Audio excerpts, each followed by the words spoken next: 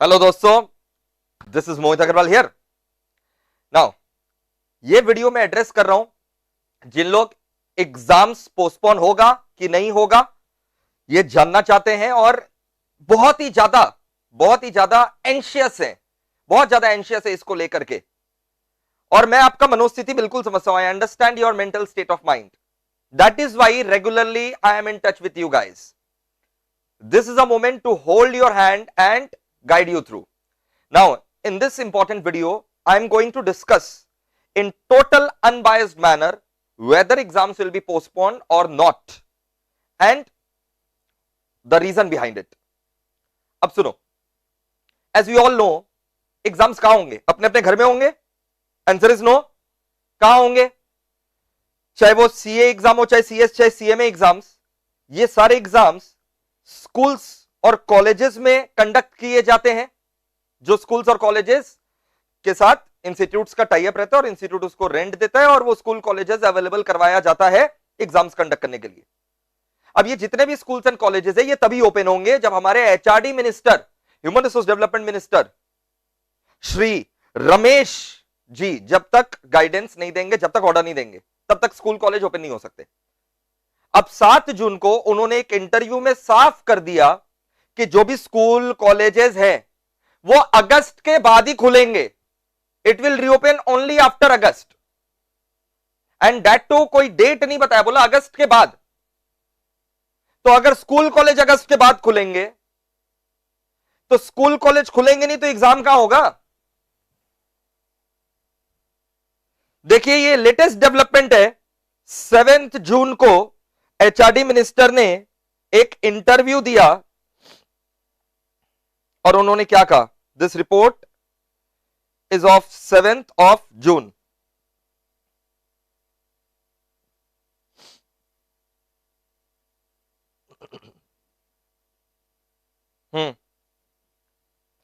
HRD minister says school to reopen after August.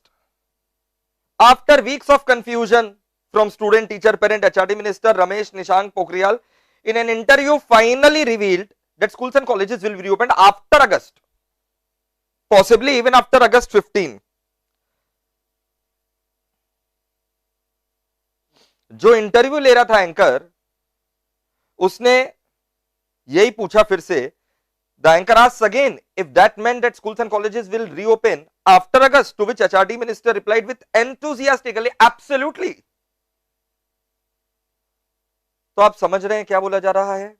जब school college ही नहीं खोलने वाले हैं, एजुकेशन इंस्टीट्यूट ही नहीं खोलने वाले हैं, तो एग्जाम्स हो तो कहां हो? अच्छा, अब कुछ लोग जो है बोल रहे हैं कि सर सीबीएसई का एग्जाम्स तो हो रहा है। बहुत बढ़िया बात है, सीबीएसई का एग्जाम्स हो रहा है। अब मैं, अगर आप सीबीएसई का एग्जाम से कंपेयर ही करना चाहते हैं तो मैं कुछ बहुत स्ट्रॉन्ग कंपैरिजन ड्रॉ करना चाहूंगा between CBSE exam and CSE CMA जैसे प्रोफेशनल एग्जाम्स। सीबीएसई का सबसे पहले बात, मैक्सिमम पेपर्स हो गया था, कुछ पेपर्स बाकी था। देखने में लगेगा 7-8 पेपर, बट इतना सारा उसमें स्ट्रीम्स है कि एक स्टूडेंट को 7-8 पेपर नहीं देना, एक स्टूडेंट को 1 या 2 या मैक्स टू मैक्स 3 पेपर देना है। ठीक है, तो सीबीएसई फंसा हुआ है कि कुछ एग्जाम हो रखा है, कुछ एग्जाम होना बाकी है। यहां पर हम लोग फंसे हुए नहीं है कि कुछ एग्जाम हो रखा है, कुछ पेपर होना बाकी है। दूसरा बात, सीबीएसई 30% अपना सिलेबस रिड्यूस करने वाला है कमिंग सेशन के लिए। क्या इंस्टीट्यूट लोग भी अपना 30% सिलेबस रिड्यूस कर देगा? Answer is no. Then why to draw the comparison? तीसरा बात, सीबीएसई स्पेशल बसेस चला रहा है। क्या हम लोग स्पेशल बसेस चला रहे हैं? Answer is no. चौथा बात, सीबीएसई जो एग्जाम्स कंडक्ट कर रहा है वो होम सेंटर में कर रहा है, यानी जो बच्चा जिस स्कूल से पढ़ा है, ऑब्वियस बात है घर के बगल वाले स्कूल में पढ़ता होगा बच्चा लोग, उसी स्कूल में वो एग्जाम दे सकता है। क्या हम लोग ऐसा कर रहे हैं? अपने चैप्टर में एग्जाम कंडक्ट कर रहे हैं? आंसर इज नो, हम लोग अपने चैप्टर में एग्जाम कंडक्ट नहीं कर रहे हैं। किसी किसी एरिया में चैप्टर भी नहीं है, किसी किसी एरिया में एग्जाम सेंटर नहीं है, उसको जाना पड़ेगा 100-200 किलोमीटर का सफर करके। अब वो सफर इंग्लिश वाला सफर, आई मीन टू से। तो how is this being compared with CBSE exam? मतलब I don't understand. CBSE tele counselling services, जिसमें टेली काउंसलिंग सर्विस मतलब स्टूडेंट अपना फोन करके जो है ग्रीवेंसेस बोल सकेगा। क्या हम लोग के यहाँ पर टेली काउंसलिंग सर्विसेज है? काउंसलिंग का ओवर टेलीफोन? आंसर इज नहीं है. So can we please stop comparing ourselves with CBSE? खुद का उन लोग का बसेस रहेगा दरकार पड़ने पर. इंटरनल असेसमेंट्स के बेसिस पर भी उन लोग मार्किंग कर रहे हैं. सारे पेपर का एग्जाम उन लोग नहीं ले रहे. जो इंटरनल असेसमेंट के बेसिस पर मार्किंग हो सकता है वो इंटरनल असेसमेंट के बेसिस मार्किंग कर दे रहा है. 30% सिलेबस कमिंग सेशन से रिड्यूस करने वाला है. टेली काउंसलिंग सर्विसेज होने वाला है. We are not doing any of that. So अब दिक्कत ये है कि अगर एग्जाम देने बच्चा जा रहा है, स्टूडेंट जा रहा है, जैसे कि हम लोग सब जानते हैं, हम लोग इस उम्र में है कि the virus will not have deadly effect on us. जैसे बीमार होगे, बुखार होगे, हफ्ता 10 दिन में ठीक हो जाओगे. बट वो बच्चा कहां जाएगा? वो तो अपने घर में ही रहेगा. फिर वो घर में जो है बड़े बुजुर्ग को वायरस फैलाएगा ना चाहते हुए भी. कल को अगर उसके घर में पेरेंट्स एजेड है या ग्रैंड पेरेंट्स एजेड है, तब तो उनका रिकवर होना मुश्किल हो जाएगा. आप समझिए इस बात को. We can not play with the lives. Student लोग का भी नहीं और उनके रिलेटिव्स का भी नहीं. अब ये सब मद्देनजर करके अब देखो, अब सीबीएसई से कंपेयर कर रहे हो. मैंने बता दिया कंपैरिजन का कोई स्टैंड ही नहीं है. नेक्स्ट चीज, इतना बड़ा ग्लोबल इवेंट होता ओलंपिक्स, पोस्टपोन करना पड़ गया. पागल है क्या उन लोग? Answer is no. चाहते तो खाली स्टेडियम में करवा सकते थे, बट उन्होंने नहीं करवाया. They understand the risk behind it. Chartered plane उड़वा देते, सारे खिलाड़ियों को बुला लेते, खुला स्टेडियम, ओपन स्टेडियम में करवाते विदाउट एनी क्राउड. तो ऐसे नहीं होता है चीज. तो वैसे ही already July August is approaching. जुलाई में ही सीएसीएस सीएमए के एग्जाम्स होने हैं. माहौल आप देख ही रहे हैं. तो हाथ जोड़ करके रिक्वेस्ट है, भूल जाइए कि जुलाई में एग्जाम्स जो है आप कंडक्ट करवा सकेंगे. पहला बात, जो स्कूल कॉलेज है वही अवेलेबल नहीं है, वही खुलेगा नहीं. एचआरडी मिनिस्टर ने साफ साफ कर दिया. तो ये सब चीज को प्रोएक्टिवली लीजिए और एकदम अर्ली अनाउंसमेंट करके बच्चों को टेंशन मुक्त करिए. बच्चे दिन रात आपका गुणगान करेंगे. आज मैं जानता हूं मेरे घर में बच्चे हैं, क्या मैं उनको स्कूल खोलेगा भी स्कूल तो क्या मैं भेजूंगा? आंसर इज नहीं भेजूंगा. तो वैसे ही मैं स्टूडेंट लोग को भी रिक्वेस्ट करूंगा. सबसे पहले मैं जो एग्जाम अथॉरिटीज हैं उनको एक बार रिक्वेस्ट कर दूं कि अगर आप एग्जाम लेना चाहते हैं तो फिर बसेस अरेंज करिए.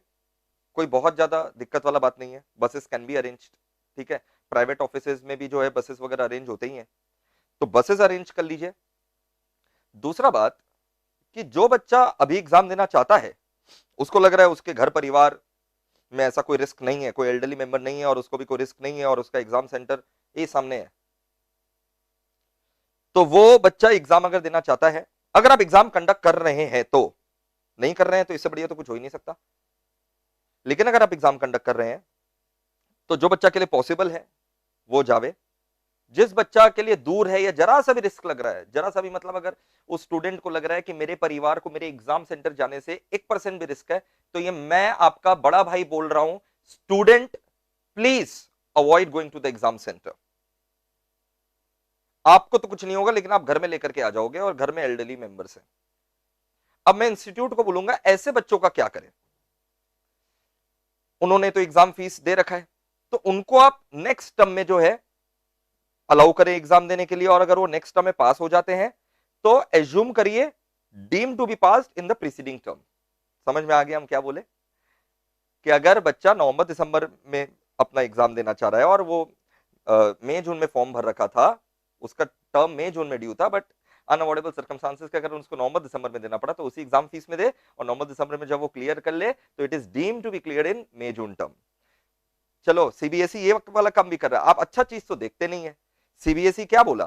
सीबीएसई बोला कि जो बच्चा नहीं दे सक रहा है कंटेनमेंट जोन के कारण, तो सीबीएसई का जब कंपार्टमेंट का एग्जाम्स होता है ना, यही चीज का जब रिजल्ट्स वगैरह आ जाते हैं, कोई बच्चा कंपार्ट कर जाता है, उसका फिर से री एग्जाम होता है ना, तो वो री एग्जाम में वो वाला बच्चा दे दे जो एब्सेंट था, वो री एग्जाम में दे दे, and he will be deemed as a regular student. तो ये सब भी चीज फाइन प्रिंट पढ़ो. हम लोग बस हॉल ला कर रहे, सीबीए हो रहा है, सीबीएसई हो रहा है, सीबीएसई हो रहा है। अरे फाइन प्रिंट तो पढ़ो भाई, एनालिसिस तो करो क्या क्या हो रहा है, ये सब अच्छे पॉइंट्स को भी अडॉप्ट करो। तो ये मेरा सबमिशन है। ऑथोरिटीज को मेरा रिक्वेस्ट है कि इस बार का एग्जाम्स जो है छोड़ दीजिए, और अगर कंडक्ट करना है तो बसेस चलाइए, सेंटर सैनिटाइजेशन प्रॉपर हो, इस बात का आपको गारंटी लेना पड़ेगा।